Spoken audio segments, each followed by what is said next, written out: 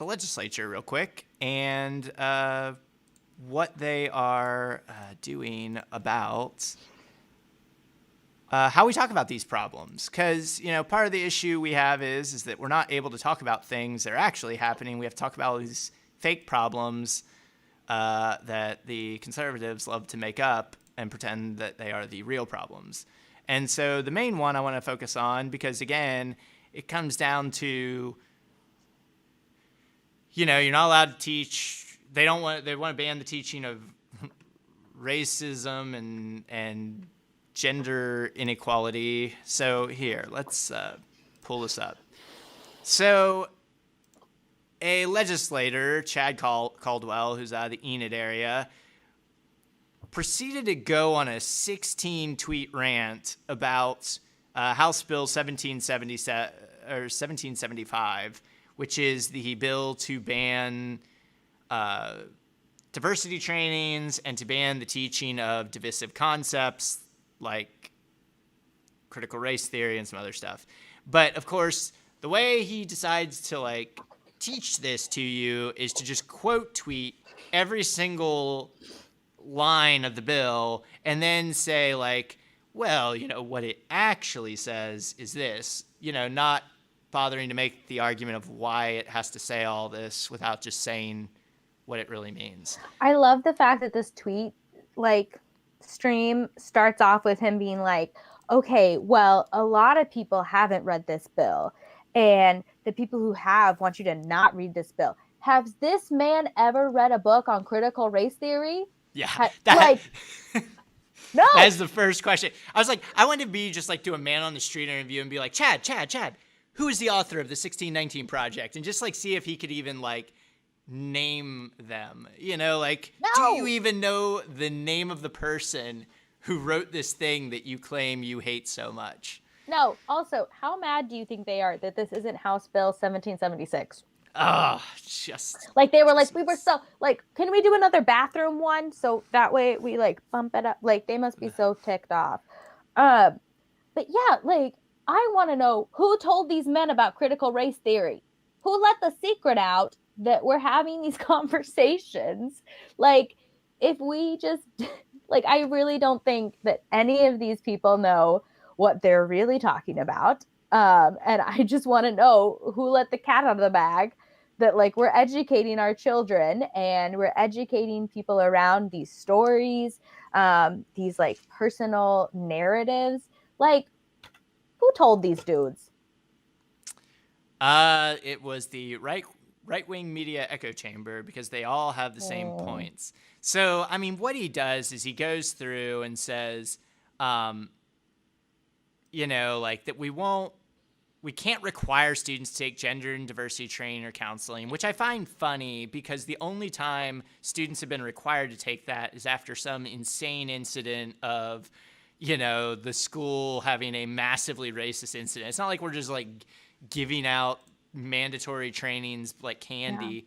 Yeah. And humorously enough, the legislature had to give their own mandatory diversity trainings after, the predation by several legislators on young pages at, at the state capitol. So, kind of weird to be banning that one. Well, and it's even when those trainings do happen, there was an incident in my high school where a girl was raped and she was passed out, and the dude filmed it and it went all around my high school.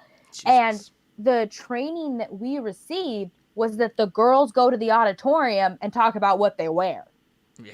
That was the training. So it's we're not even trying to be oh, we're cutting edge. We're really enforcing this. We're really trying to change the status quo. No, that shit wasn't helpful.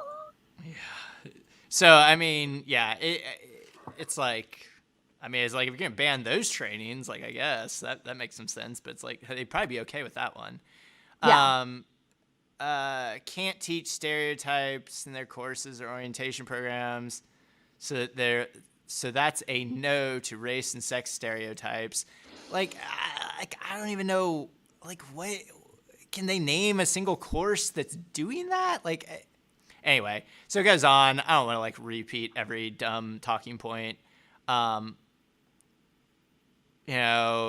nothing stopping a teacher from teaching subjects that align to the Oklahoma academic standards. Again, it's just like a clever way of wording things. Like, well, we're not going to ban the teaching of the things where we tell you what to teach. Like, it's like, well, that's not the problem. Like, nobody's asking you to do that. And then they just put all this dumb stuff in there that just sounds, it sounds like it's good, but it's not what the real issue is. And so one race or sex is inherently superior to the others. It's like, one, nobody was asking to teach that. I don't know where you even got that from. But the one that gave it away for me was number 7. And so it's schools can't teach that someone is automatically racist, sexist, or oppressive based on their race or sex. And I feel like this is the one that kind of gives away the game, because, to me, that's the crux of the whole argument is can you teach that white men wrote a bad document that oppressed people, and that because they were white men is kind of why they did it, because I think you can make that argument. I think if you read the Constitution and read what it actually says and read who it applies to and who it doesn't apply to and read who wrote it,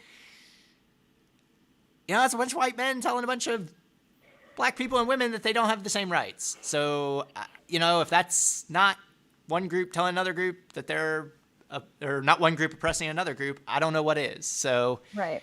And the whole thing about the truth of critical race theory and the meat of it is that these systems are built as oppressive forces. I've taken critical race theory classes, and critical race theory has more to do with gender and all of these intersections of oppression, of power, of privilege. And so they're not trying to be white people the worst. They're saying this is how systems designed by white people have inflicted pain, and derogatory, I don't know what I'm trying, oppression to these people. And it's all based in narrative stories, narrative experiences. And so it's a very humanistic focused system and theory. So it's not they're coming out of here saying these are the bad people and they're bad because of XYZ. They're saying these are the systems these people built to support themselves and privilege themselves. And these are personal stories, humanizing stories of how these affected people. Because we have been shoving graphs and, documents under people's faces for centuries, trying to show how these are oppressive and harmful practices. But it's these people's stories that really are at the heart of why critical race theory is so impactful and important. Yeah, or how certain groups are inherently racist, sexist, or oppressive. I mean, I remember my mom telling me stories about how she couldn't sign on a loan in the 1970s. She has multiple stories in multiple states, California and South Carolina. So it wasn't just the South or the liberal California. She couldn't. She talks about going in to try and buy a home, and my dad, who's in the Navy and out at sea somewhere, she's trying to figure some shit out. And the dude won't even talk to her. Well, well, I can't help you without your husband being present. That is called sexism. My mom was fully capable of putting her name on a piece of paper and saying, I want a loan, and here's my documents to say that I'm good for it.